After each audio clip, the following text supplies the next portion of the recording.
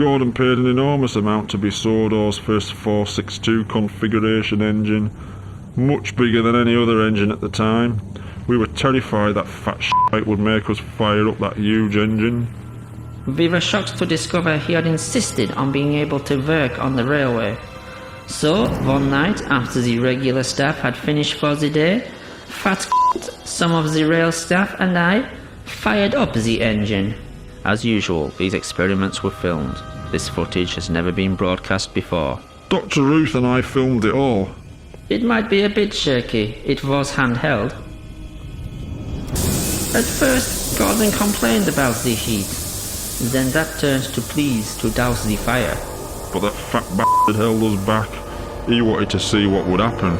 He argued he had put a lot of work into Gordon, and the chances to get him working were too great an opportunity. He was literally cooking from the inside. By the time we were allowed to act, it was too late.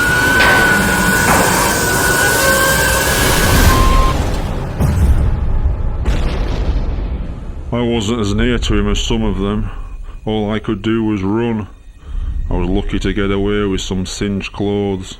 Others weren't so lucky. The fateful few hours following the accident would seal the fate of Sodor Research. The fat stopped us trying to put out the fire, insisting that any evidence would fall back on us. He kept repeating, "This was all your fault. You knew the dangers. You're legally to blame." He stopped us calling for ambulances or the fire brigade. We told him, "These are injured people here. They're going to die unless we do something." But he kept saying, "No one from the outside can come in. No one can see this." Finally, someone suggested we airlift them to hospital.